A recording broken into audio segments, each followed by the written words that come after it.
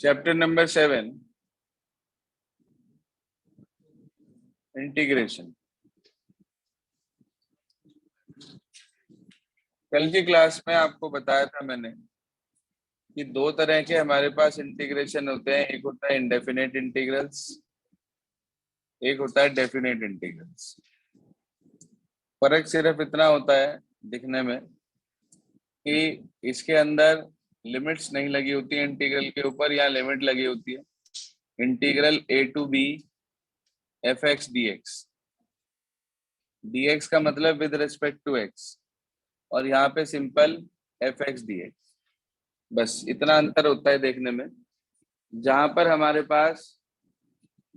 हमारे पास लिमिट होती है वो कहलाता है integral a to b fx dx, definite integral वाला पार्ट होता है। और जहाँ लिमिट नहीं होती है वो इंडेफिनेट इंटीग्रल्स वाला पार्ट होता है। अगर आपको इंडेफिनेट इंटीग्रल्स आता है तो डेफिनेट इंटीग्रल समझने में ज्यादा देर नहीं लगती, सिर्फ एक दो स्टेप फॉरवर्ड होता है। इंटीग्रेशन बेसिकली रिवर्स प्रोसेस होती है डिफरेंशिएशन की। अगर आपको डिफरेंशिएशन याद है फॉर्मूले, तो इंटीग्रेशन के फॉर्मूले और जल्दी याद हो जाते हैं। जैसे x का डेरिवेटिव 1 हुआ करता था, तो 1 का इंटीग्रेशन x होता है। ठीक है जी, 1 का इंटीग्रेशन x होता है। जैसे log x का डिफरेंशिएशन 1/x हुआ करता था, ऐसे 1/x का integration log mod x plus c होता है। बस मॉड लग जाता है। बेसिकली मॉड इसलिए लगाते हैं क्योंकि log हमेशा पॉजिटिव नंबर का लिया जाता है, नेगेटिव नंबर का नहीं लिया जाता है। ऐसे ही कोई भी फंक्शन आपके पास है जिसका आपको डिफरेंशिएशन का फॉर्मूला पता है, तो इंटीग्रेशन उसका उल्टा होता है। बस एक चीज का ध्यान रखते हैं, इंटीग्रेशन करते टाइम इंडेफिनेट, उसके अंदर हम एक इंटीग्रल कांस्टेंट को इंट्रोड्यूस करते हैं, जिसे कि हम c या k या किसी भी और अल्फाबेट से दिखा सकते हैं, capital A, capital C, K, कुछ भी आप जो से चाहो उससे दिखा सकते हैं। ऐसा कोई हार्ड एंड फास्ट रूल नहीं है कि you have to apply C only, कुछ भी लगा सकते हैं आप। फॉर्मूले आप लोगों को कुछ बताए थे मैंने कल, जैसे कि पहला फॉर्मूला इंटीग्रल a dx, किसी भी कांस्टेंट का अगर हम इंटीग्रेशन करते हैं तो वो आ जाता है, उसके साथ x लग जाता है और प्लस c। दूसरा फार्मूला बताया था integration of x raise to की पावर n dx। फॉर्मूला होता है x रेज टू की power n plus 1 upon n plus 1 plus कितना c। इसमें बस एक चीज का ध्यान रखना है आपको कि n -1 नहीं होना चाहिए। तो -1 यदि होगा तो ये 1/x कहलाएगा, और 1/x का सेपरेट इंटीग्रेशन होता है जो कि कहलाता है log mod x plus c। इसके साथ साथ आपको फॉर्मूले बताए थे मैंने कि integration of a raise to की power x dx, a raise to की पावर x का इंटीग्रेशन a रेज टू की power x upon log a to the base e plus c। Integration of e raise to की power x dx, वो e raise to की power x plus c। Integration of 1/√x dx, 2√x plus c। ठीक है जी। और भी कोई लिखवाया था कल? ये लिखवाए थे, चलिए नोट कर लें इसे अपने पास।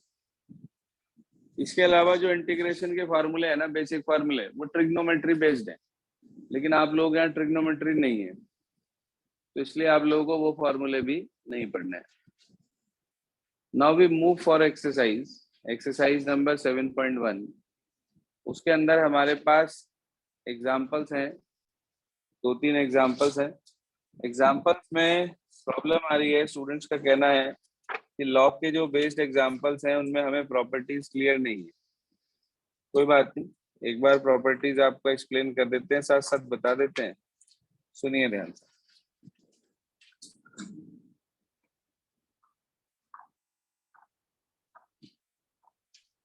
जो एग्जाम्पल नंबर 1 है वो तो सीधा सीधा है बिल्कुल।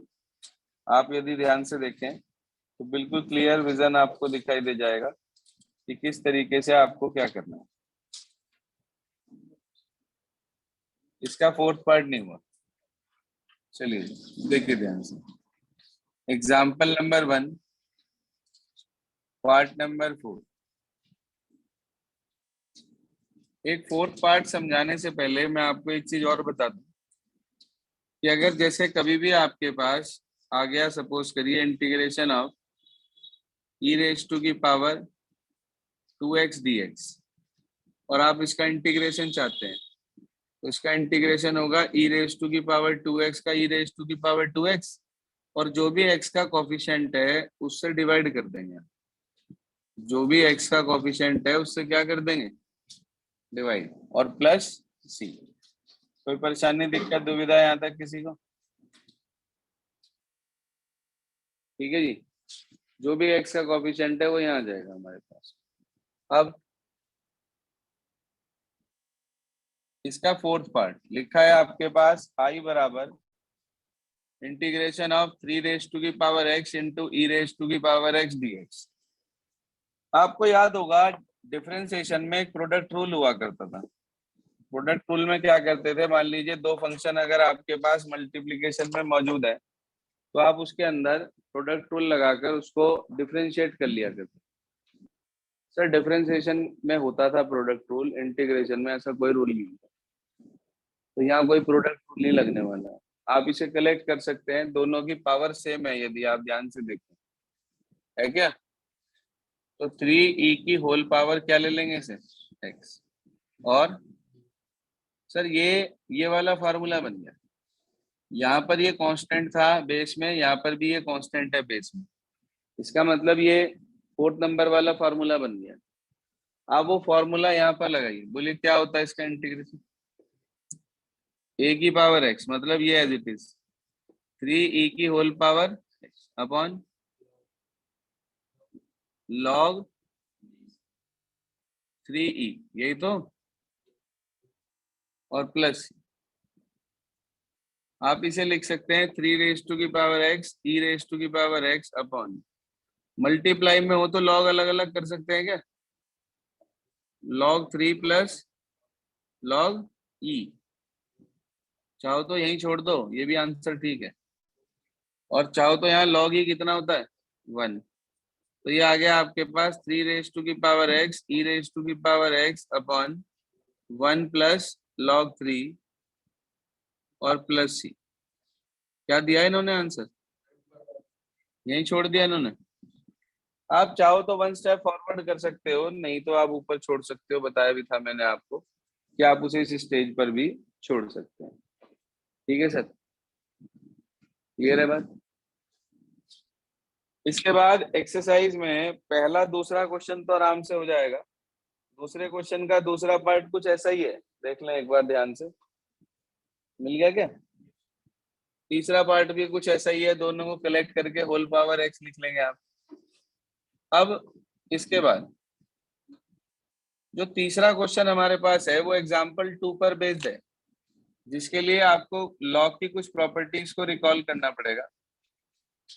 पहली प्रॉपर्टी एक ये भी होती है, log of A raise to की power log x to the base A, ये एक्स होता है। बस ये मेन प्रॉपर्टी जो इसके अंदर यूज हो रखी है सारे पार्ट में, वो ये है कि ए रेज टू की power log x to the base A, जिसकी पावर में है उसी के बेस पे लॉग है यदि, तो आप उसमें से लॉग और ई एडजस्ट, ये बेस एडजस्ट कर लेते हैं और तुरंत आपको एक्स मिल जाता है।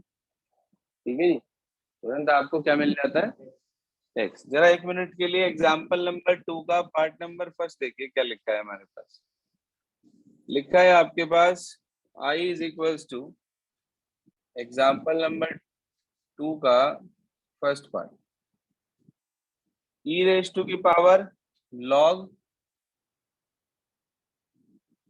ई रेज टू की power log root x to the base whole upon और dx। सर मैंने ये प्रॉपर्टी आपको बताई है अभी, यहाँ भी ई है यहाँ भी ई है, ई लॉग एडजस्ट हो गया, खाली क्या रह गया, रूट एक्स अपॉन एक्स, ये कट गया, इससे सिर्फ 1 अपॉन रूट एक्स रह गया। हाँ जी, उसका इंटीग्रेशन 2 रूट एक्स प्लस सी, अभी बताई थी बात आपको। बिल्कुल सिंपल, फॉर्मूला बेस्ड। अगर फॉर्मूले याद है तो होगा, नहीं याद है तो नहीं होगा, और बहुत आसान सा काम है। क्लियर है यहाँ तक? क्या चीज भाई, ये प्रॉपर्टी लगाकर ई लॉग ए, ये सब ए लॉग ए ही एडजस्ट हो जाता है, तो ई लॉग ई एडजस्ट हो जाएगा, सिर्फ क्या रह जाएगा, रूट एक्स। यहाँ हाफ पावर है, यहाँ वन पावर है, तो हाफ वन में से हाफ पावर चली गई, नीचे हाफ रह गई। One upon root x, one upon root x का सीधा इंटीग्रेशन होता है two root x plus three. लिखवा रखा फार्मूला, आपको देख लें एक बार। अगला आपके पास है 9 रेस टू की power log x to the base कितना भाई, 3। देखे ध्यान से, सेकंड पार्ट, आई बराबर 9 रेस टू की power log x to the base 3 dx। भाई यहाँ 9 है, यहाँ 3 है, तो अगर यहाँ 3 है तो इसे भी 3 बेस पे लाना पड़ेगा। आप इसे लिख सकते हैं 3 का स्क्वायर है, और ये आ गया log x to the base 3। Sir एक प्रॉपर्टी होती है log की, यदि आपको ध्यान हो, log a रेज टू की पावर b, इसे क्या लिख सकते हैं, b log a। हाँ भाई, क्या लिख सकते हैं, तो ये पावर में चला जाएगा। प्रॉपर्टी लिखना चाहो लिख लेना, आपको याद रहेगी। log a रेज टू की power b equals to b log a। भूले तो नहीं? ये तो डिफरेंशिएशन के दौरान भी बताई थी आपको। log a रेज टू की power b is equals to b log a। ये आ गया हमारे पास।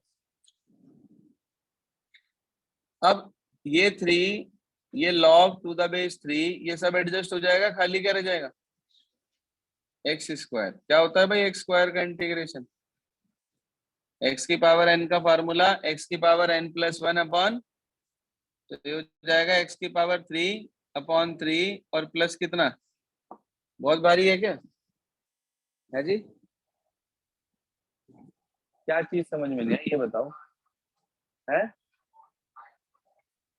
9 को 3 का स्क्वायर लिख सकते हैं, वो जो स्क्वायर वाला 2 है वो x की पावर पे चला गया, इस प्रॉपर्टी से जो लिखते हैं, उल्टी लगाइए प्रॉपर्टी। log a की पावर b log a होता है, तो हम b log a को भी तो log a की पावर b लिख सकते हैं। ऐसे ही 2 log x को log x की पावर 2 लिख दिया। log की प्रॉपर्टीज दोबारा से लिखवाऊं क्या सारी? ये सब प्रॉपर्टीज तो पढ़ी हुई हैं आप लोगों ने, जैसे अभी पढ़ाई थी एक कि log a इंटू बी को log a plus log b लिख देते हैं, ऐसे ही log a अपॉन b होता तो log a minus log b लिखते हैं। log 1 हमेशा 0 होता है, log e की वैल्यू 1 होती है हमारे पास, log a रेज टू की पावर b log a होता है। ठीक है जी, तो और माइनस यदि बाहर हो माइनस log a, उसे log 1 अपॉन a लिख देते हैं, रेसिप्रोकल हो जाता है। ये क्लास 11th में पढ़ा था आप लोगों ने, chapter log anti log, class 11th में पढ़ा था, chapter number 2 log anti log के नाम से। चलिए, ये था सेकंड पार्ट एग्जाम्पल नंबर 2 का। कोई बात नहीं, इफ यू नीड तो मैं दोबारा लिखवा दूंगा, टेंशन ना लो। कई बार ऐसा लगता है कि हम तो 11th में पढ़े ही नहीं थे, क्योंकि हम घर ही पढ़े थे। जब घर पढ़े थे तो पढ़ने की क्या जरूरत थी। चलिए जी, बात कर रहे हैं third part of the same question. लिखा है आई बराबर integration of e raise to की पावर 3 log x, और साथ में लिखा है मल्टीप्लाई में x रेज टू की पावर 4 और डी। सर ये तो अलग चीज है, ये अलग पार्ट है, ये अलग है, दोनों अलग अलग फंक्शन है। इसको देखो, अगर मैं इसे पावर में ले जाता हूं तो यहाँ जब कोई बेस नहीं होता तो इसका मतलब ई बेस होता है, तो ई रेज टू की power log x cube two the base E adjust होके क्या बचेगा खाली, शाबाश, एक्स क्यूब इंटू एक्स की पावर 4 कितना हो गया भाई, एक्स क्यूब इंटू एक्स की पावर 4 एक्स की पावर 7, और उसका इंटीग्रेशन,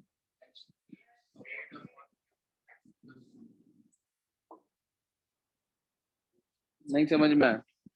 बिल्कुल आसान। तीनों में लॉग की एक ही प्रॉपर्टी लग रही, वो जो ऊपर अभी लिखवाई मैंने आपको, ये लिखी प्रॉपर्टी फर्स्ट डाल के कि ए रेज टू की power log x to the base a equals to x होता है। ई ए लॉग और ए ये सब एडजस्ट हो जाते हैं, सिर्फ एक्स एक्स रह जाता है। वो सेम प्रॉपर्टी यहाँ लगी, वही यहाँ लगी, वही वहां लगी, तीनों पार्ट में सेम प्रॉपर्टी। अब देखें जरा एक्सरसाइज 7.1 के क्वेश्चन नंबर 3 के पार्ट्स हो जाएंगे क्या? They are quite similar with example number 2। जैसे पहले वाला पार्ट है, 2 log x लिखा है, उसे आप लिख देंगे log x स्क्वायर। ई लॉग एडजस्ट हो जाएगा, एक्स स्क्वायर बच जाएगा, एक्स स्क्वायर इंटू एक्स की पावर -3, तो ये बचेगा एक्स की पावर -1। एक्स की पावर -1 का मतलब 1/x, 1/x का integration log mod x plus c. फॉर्मूले याद नहीं करोगे तो कुछ नहीं होने का। चेक करना थर्ड पार्ट का आंसर log x प्लस सी है क्या?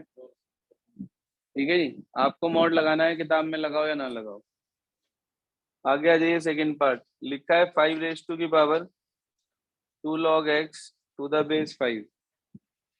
तो 2 log x को log x स्क्वायर लिख देंगे, 5 log टू द बेस 5, तो ये तो एडजस्ट हो जाएगा, खाली एक्स स्क्वायर बचेगा। एक्स स्क्वायर का इंटीग्रेशन अभी करा था आपने पूरा, एक्स रेज टू की पावर 3/3 प्लस सी। चेक करो आंसर क्या दिया है, यही है। अगला लिखा है 2 log x to the base 4। क्या करेंगे? 4 को 2 स्क्वायर कैसे बना लेंगे?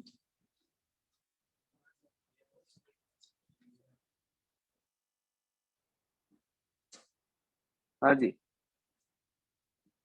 क्या करेंगे भाई? लगाओ दिमाग। √2 की पावर किसको?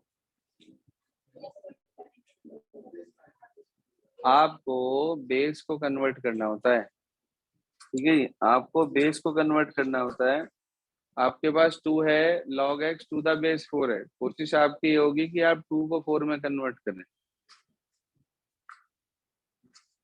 2 को 4 में कन्वर्ट करें, 4 रेज टू की पावर समथिंग।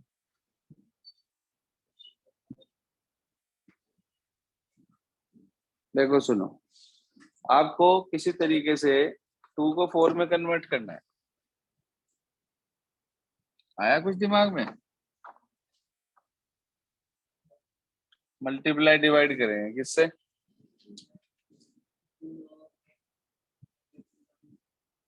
हाँ जी, 2 log x to the base 4 से। चलिए एक बार ट्राई करिएगा, नहीं तो मैं बताऊंगा फिर क्या होगा। कोशिश करिएगा एक बार, देखते हैं कौन कहाँ तक दिमाग लगाता है। इसके बाद अगली एक्सरसाइज निकालो जरा, एक्सरसाइज नंबर 7.2। अब ये जो एक्सरसाइज है आपकी 7.2, इसके अंदर कुछ नया काम नहीं है। जितने फॉर्मूले आप लोगों ने इससे पहले पढ़े हैं, वही सारे फॉर्मूले लगभग यहाँ पर यूज होंगे। बस एक चीज का इसमें आपको ध्यान रखना है कि अगर कभी भी कोई भी उसका कोफिशिएंट आ रहा है पावर के साथ या एक्स के साथ, तो उस केस में उससे आपको डिवाइड करना है। जैसे अभी आपको बताया था एक मैंने आपको ई रेज टू की पावर 2x, तो उसका इंटीग्रेशन ई रेज टू की पावर 2x अपॉन 2। क्यों आता है अपॉन में, ये बात आपको 7.3 में सिखाएंगे, टॉपिक आएगा इंटीग्रेशन बाय सब्स्टिट्यूशन, वहां पर सिखाएंगे ये बात ऐसा होता क्यों है। फिलहाल इतना बताया कि ऐसा होता है, लेकिन क्यों होता है वो बात आप पढ़ेंगे नेक्स्ट एक्सरसाइज 7.3 में। देखिए ध्यान से, एग्जांपल नंबर 1 क्या क्या लिखा है, 3x रेज टू की पावर 5 प्लस 2। सर 3 तो बाहर रहेगा, x की पावर 5 का इंटीग्रेशन क्या होगा? शाबाश, x रेज टू की पावर 6/6, साथ में प्लस 2 है, 2 का क्या होगा? 2 का 2x, और c एक ही बार लगता है, तो 3x रेज टू की पावर 6/6 प्लस 2x और प्लस c। अगला part √x plus 1/x square का होल स्क्वायर है। सर कोई फार्मूला नहीं है इस तरीके से इंटीग्रेशन करने का, चेन रूल नहीं लगता इसके अंदर। तो आपको इसका होल स्क्वायर खोलकर इसको एक पॉलिनोमियल में कन्वर्ट करना पड़ेगा और उसके बाद अलग अलग सारे टर्म को इंटीग्रेट करेंगे। a माइनस बी का होल स्क्वायर फॉर्मूला पड़ा है, क्या होता है a square plus b square minus 2ab। वो फार्मूला लगा के सारी पावर्स एडजस्ट करके फिर इंटीग्रेशन कर देंगे तीनों का अलग अलग। कर लेंगे आराम से, या करूं? है कुछ नहीं, होल स्क्वायर खोल के इंटीग्रेशन करना सिर्फ, और कुछ नहीं है। सबसे आसान क्वेश्चन है, दिखने में आपको भले कॉम्प्लिकेटेड लग रहा हो, सॉल्यूशन देखने की जरूरत नहीं। सॉल्यूशन देखोगे तो फिर दिमाग खराब हो जाएगा। आगे आ जाइए, अगला लिखा है evaluate the following integral. Sir multiplication का कोई फार्मूला नहीं है इंटीग्रेशन में। अब जब मल्टीप्लीकेशन का कोई फार्मूला नहीं है तो पहले आप इन दोनों की मल्टीप्लाई कर दोगे, दोनों ब्रैकेट्स की मल्टीप्लाई कर दोगे, जो भी आपको मिलेगा उनका सबका अलग अलग इंटीग्रेशन कर देंगे और आपको आंसर मिल जाएगा। करके दिखाओ, कर लेंगे आराम से। मल्टीप्लाई करके इंटीग्रेशन करना है सबका अलग अलग। अगला देखिए, अगले में नीचे अपॉन में रूट टी आ रहा। सर डिवाइड का कोई फार्मूला नहीं है, आपको इस नीचे वाले रूट टी को सबके नीचे लिखकर पावर एडजस्ट करनी होगी। कैसे, देखिए ध्यान से। एग्जाम्पल नंबर 2 का पार्ट नंबर सेकंड बता रहा हूँ। क्या लिखा है, 2 + 5t और इनटू में लिखा है क्या 3 - t² अपॉन रूट टी। क्योंकि सारा t में है तो dt के रिस्पेक्ट होगा। जैसे x में होता है तो x के रिस्पेक्ट होता है, t में है तो t के रिस्पेक्ट होगा। मल्टीप्लाई करिए सर ऊपर वाले दोनों की। 6 - 2t² 15t 5t³ क्यों भी तो आएगा upon root t. Sir divide में मेरे पास कोई फार्मूला नहीं है तो मैंने क्या करा, इसे सबके नीचे लिख दिया अलग अलग। 6 upon root t -2। Sir t² upon root t, यहाँ 2 पावर यहाँ आधी पावर, 2 में से आधा चला गया, 1.5 बचा। 1.5 मतलब 3/2। 1.5 किसका मतलब, 1.5 का क्या मतलब 3/2। इसका मतलब ये आ गया 2t⁵ फिर प्लस 15। यहाँ 1 पावर यहाँ आधी पावर, 1 में से आधी चलेगी, आधी पावर रहेगी। 5 × 3 पावर थी आधी चलेगी, 2.5। 2.5 का मतलब 5/2। कोई परेशानी नहीं इतने तक। सर आपको सबका इंटीग्रेशन पता है, सबका A to Z। इसका 1/√t का भी बताया था, 2√t फिर माइनस के 2 × इसका t⁵ 3/2 + 1 यानी कि t⁵ 5/2 अपॉन, ऐसे ही अगले का t⁵ 3/2 अपॉन 3/2 5 × t⁵7/2 अपॉन 7/2। ठीक है जी, 80 जरूर लगाएंगे। बस ये ऊपर ले जाओ, ऐसे इसका 2 ऊपर 3 नीचे, इसका 2 ऊपर 7 नीचे, तो ये आपके पास आ गया 12√t माइनस के 4/5 t⁵5/2। ये ऊपर चला गया 15 2 जा 30/3 10 हो गया क्या, और माइनस के 10/7 t⁵7/2 प्लस कितना बेटा, चेक करना आंसर क्या दिया, आंसर चेक करियो क्या दिया। समझ में आया क्या कुछ, थोड़ा थोड़ा है, थोड़ा थोड़ा आ जाए, यही बहुत है। पूरा पूरा तो अपने आप हो जाएगा जब आप प्रैक्टिस करोगे। आगे पढ़िए क्या कहता है अगला। एग्जाम्पल नंबर 3 कह रहा है e⁻x log a प्लस e⁻a log x प्लस e⁻a log a to the base e चल रहा है वो सारा, है ना। अब एक बात सुनो, प्रॉपर्टी अभी पढ़ी थी आपने, पहले वाला जो पार्ट है वो हो जाएगा e⁻log a to the base log a raise to की पावर एक्स, तो ई लॉग एडजस्ट हो जाएगा क्योंकि बेस ई चल रहा है, तो खाली क्या बचेगा ए की पावर एक्स। अगले में क्या बचेगा एक्स की पावर ए, अगले में क्या बचेगा एक्स की पावर ए, उससे अगले में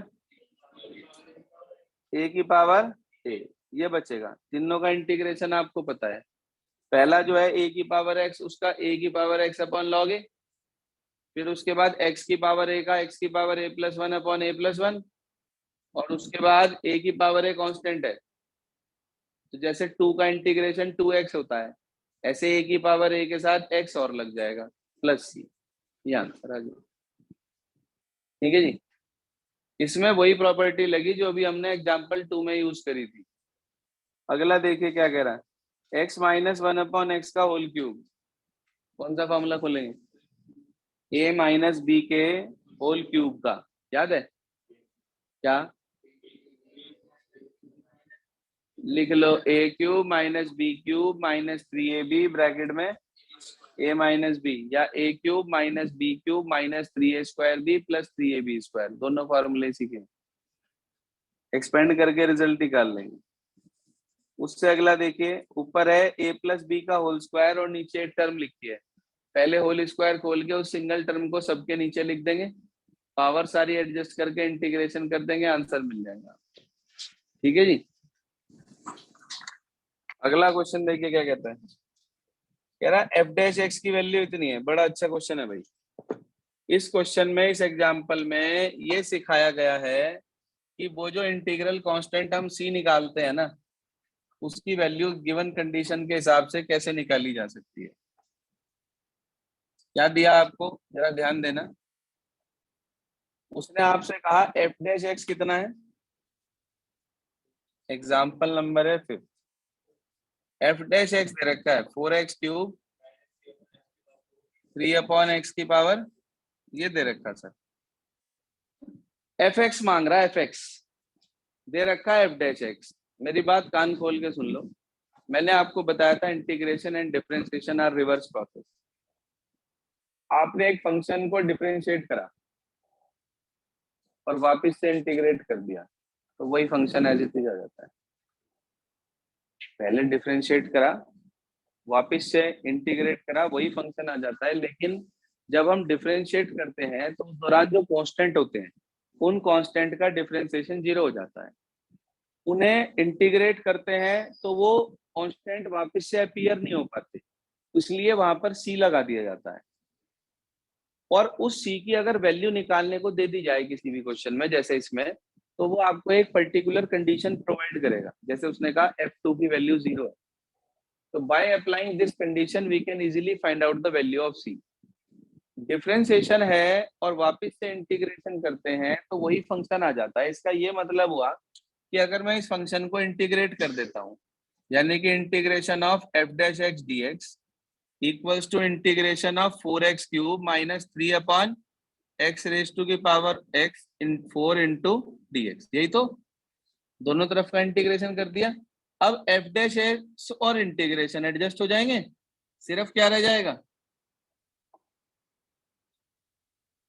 भाई, यार क्यों नहीं समझ रहे आप, छोटी सी बात, एफ एक्स था, डिफरेंशिएशन करा, एफ डैश एक्स आया, डिफरेंशिएशन को दोबारा से इंटीग्रेट कर दिया तो वापस से एफ एक्स आ जाएगा। यही बात तो समझाई मैंने आपको। आप इसको डिफरेंशिएट इंटीग्रेट करो, इसको 4 अपनी जगह एक्स क्यूब का,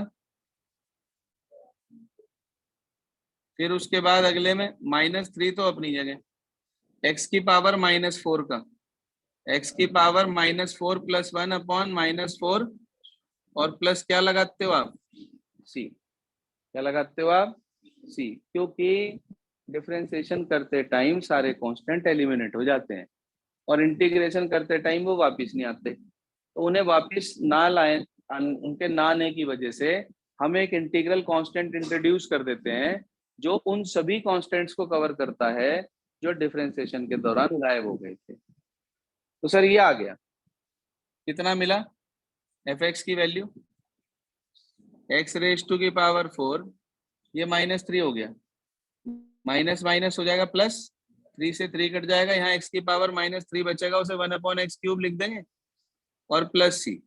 सर वैसे तो ये आंसर आ गया, लेकिन अगर वो आपको एक और कंडीशन प्रोवाइड कर रहा है तो आप उसे लगा के सी निकालेंगे, और यदि वो हमें वो कंडीशन ना देता तो हम उसमें सी अप्लाई निकालने की हमें जरूरत ना पड़ती। आपको क्या कंडीशन दे रखी है उसने? F2 कितना है? 0। उसने आपको F2 की वैल्यू 0 दे रखी है, कोई इश्यू नहीं है। आपने इसके अंदर x को 2 पुट कर दिया। बोलो sir, F2 is equals to 2 raise to की power 4 plus 1 upon 2 raise to की पावर 3 और प्लस सी। ये बैठेगा, सब जगह 2 रख दिया जहां जहां x था। आप बताओ F2 की वैल्यू क्या दे रखी? ये कितना हो गया? ये कितना हो गया? इन दोनों का एलसीएम ले लिया। 16 8 जा 128 प्लस 1 129 अपॉन 8 आ गया। सी की क्या वैल्यू मिल गई? हाँ जी, -129 अपॉन, इसे उठाकर आप कहाँ पुट कर देंगे? फर्स्ट इक्वेशन में। तो आपको एफ एक्स क्या मिल जाएगा? एक्स रेज टू की power 4 plus 1 upon x cube minus 129 upon कितना? ये क्या आ गया सर? एफ एक्स आ गया। अब आप कहो सर अगर ये एफ एक्स है तो क्या इसका डेरिवेटिव करने पे यही आएगा? चेक कर लो, आप चेक कर लो इसका डेरिवेटिव। एक्स की पावर 4 का क्या होगा? 4x क्यूब, और 1 अपॉन एक्स क्यूब का क्या होगा? -3 अपॉन एक्स की पावर 4। 1 अपॉन एक्स की पावर n का डेरिवेटिव का फॉर्मूला लिखवाया था आपको, -n अपॉन एक्स की पावर n+1, तो आ जाएगा -3 अपॉन एक्स की पावर 4, और -129 अपॉन 8 का क्या होगा? 0। आ गया वापिस से वही। तो इसका मतलब इसका फंक्शन का डिफरेंशिएशन वो है, और वापस से इंटीग्रेशन करके हमें वही फंक्शन जो का तू मिल गया। बात क्लियर होगी सर? तो ये आपके पास एक्सरसाइज नंबर 7.2 का बेसिक था। करना क्या है आज आपको, वो नोट करें अपने पास। Exercise number 7.1 repeat with examples, और उसके बाद 7.2 with examples. First you have to do examples of 7.2 and after then you have to start exercise number 7.2. ये ध्यान रखना, बिफोर एग्जाम्पल्स कोई भी बच्चा एक्सरसाइज स्टार्ट नहीं करे, नहीं तो होने क्वेश्चन। Is this clear? समझ आ गई बात? टॉपिक भारी नहीं है, सिर्फ फार्मूले याद करके बेसिक को दिमाग में रखना है। थोड़ा बहुत लॉग के या डिफरेंशिएशन के फार्मूले आपको साथ साथ दिमाग में रखकर चलने हैं, और कुछ नहीं है इसके अंदर। तो इतना वर्क कंप्लीट करेंगे। कल का टाइम आपका यही रहेगा, सुबह का ही 7 से 8।